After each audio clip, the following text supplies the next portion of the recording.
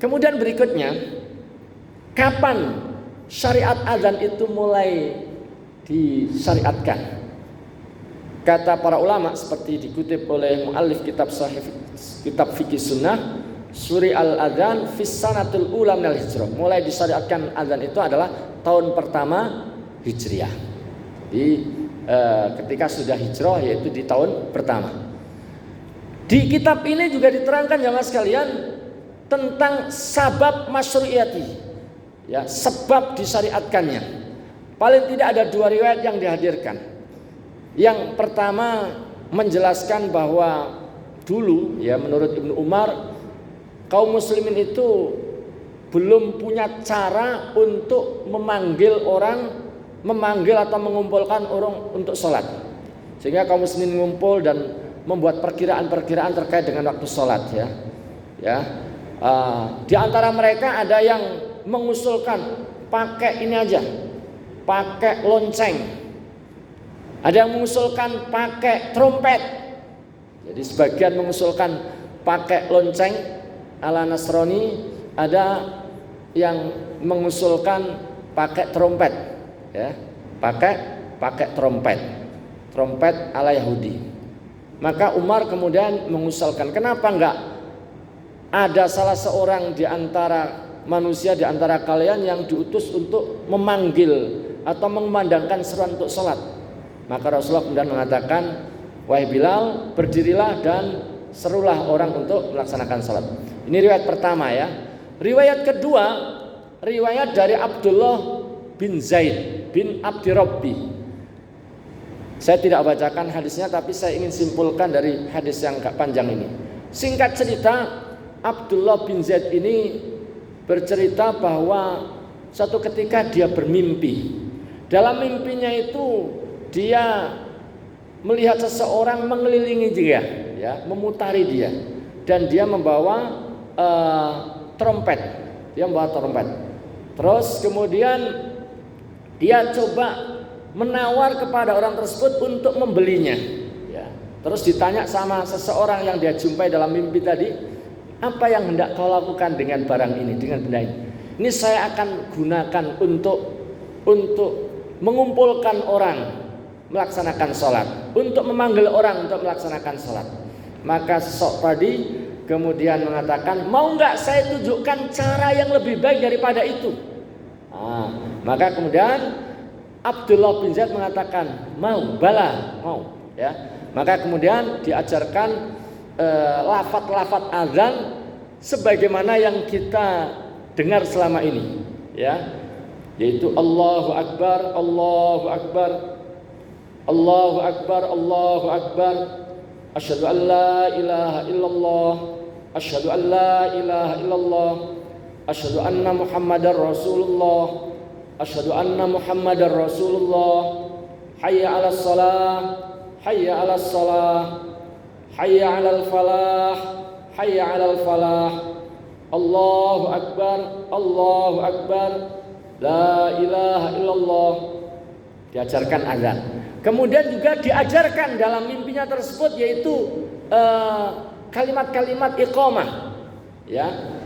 Allahu Akbar, asyhadu an la ilaha illallah, asyhadu anna Muhammadar Rasulullah, hayya 'alas shalah, hayya 'alal falah, qad qamatis shalah, Allahu Akbar, la ilaha illallah. Ketika besok paginya dia bangun, dia datang kepada Rasulullah SAW menceritakan mimpinya tadi. Nah, setelah mendengar penjelasan Abdullah bin Zaid, Rasulullah mengatakan, innaha la ru'ya haqqin. Itu adalah mimpi yang benar insyaallah. Ya, oleh karena itu berdirilah kamu bersama Bilal, ajarkan apa yang kamu ketahui dalam mimpimu tersebut, dan biarlah Bilal yang memandangkan. Kenapa? Karena suaranya lebih keras, suaranya lebih merdu dari suaramu. Akhirnya Bilal ini mengumandangkan azan. Ya, ketika itu Umar mendengar suara seruan azan tadi.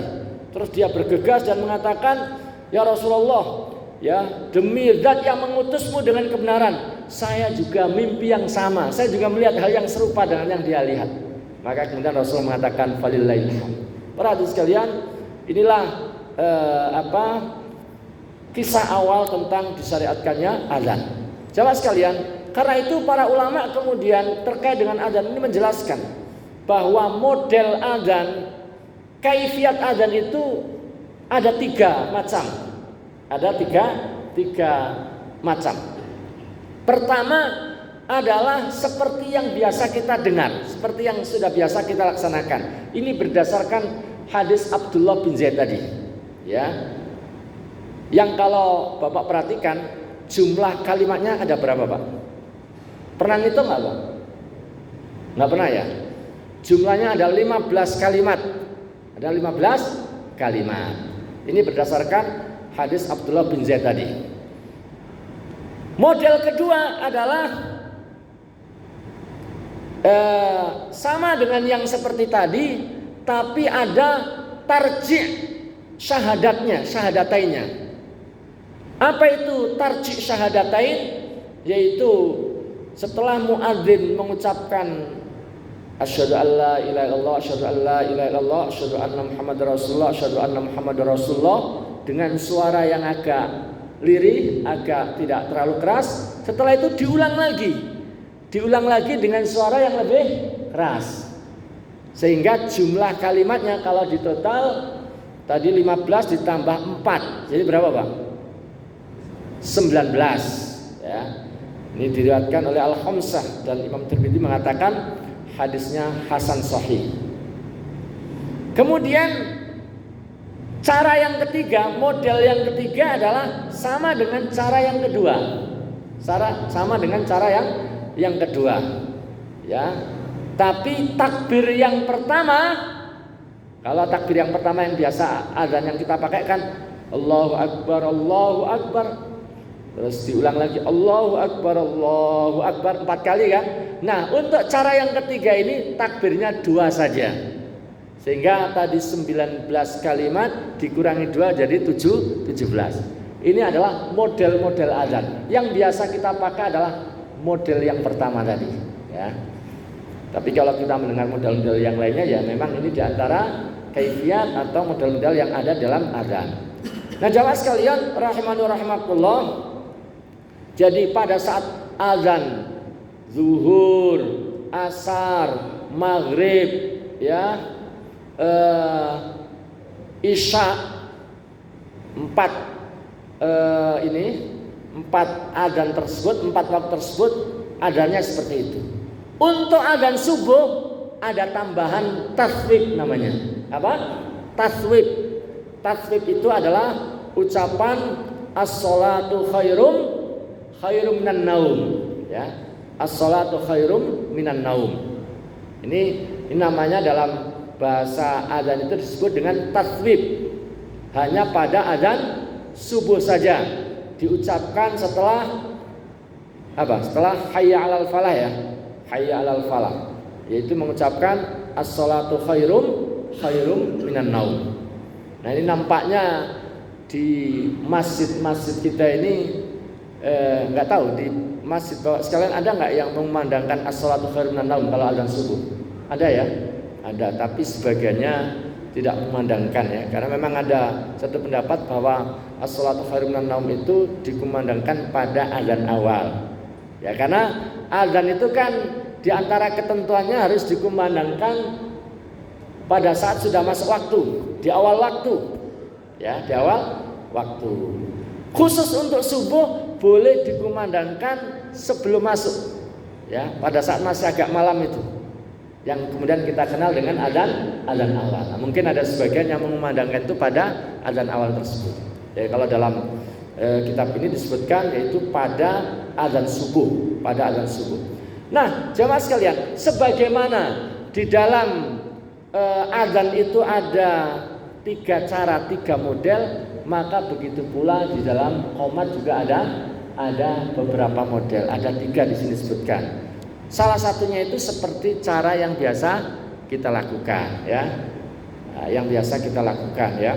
Allahu Akbar, asyhadu an la ilaha illallah, asyhadu anna muhammadar rasulullah, hayya 'alas shalah, hayya 'alal falah, qad qamatis shalah, Allahu Akbar, la ilaha illallah. Ini biasa kita gunakan dan ini sesuai dengan hadis Abdullah bin Zaid tadi. Cara yang lainnya itu adalah jumlah kalimatnya itu ada 17 ya. Karena takbir yang pertamanya itu 4, kemudian kalimat yang lainnya itu dua ya, kecuali pada kalimat yang terakhir. Jadi Allahu Akbar, Allahu Akbar, Allahu Akbar, Allahu Akbar, asyhadu an la ilaha illallah, asyhadu an la ilaha illallah, asyhadu anna Muhammadar Rasulullah, asyhadu anna Muhammadar Rasulullah, hayya 'alas shalah, hayya 'alas shalah, hayya 'alal falah, hayya 'alal falah, qad qamatis shalah, qad qamatis shalah, Allahu Akbar, Allahu Akbar, la ilaha illallah. Nah itu cara kedua. Kayaknya belum dengar Pak ya kayak gitu ya. Yang biasa itu yang cara yang pertama yang tadi kita sebutkan. Kalau di sini sebutkan di poin yang kedua ya. Nah, cara yang ketiga ini sama dengan cara yang pertama saya sebutkan tadi ya. Hanya saja nanti qad qamatis sholahnya itu sekali. Kalau yang biasa kan kita 2 kali Pak ya. Qad qamatis sholah, qad qamatis sholah. Kalau cara yang ketiga ini disebutkan sekali saja. Nah, jamaah sekalian rahimani rahmatullah, nah inilah tentang iqamah. Kemudian setelah itu kita akan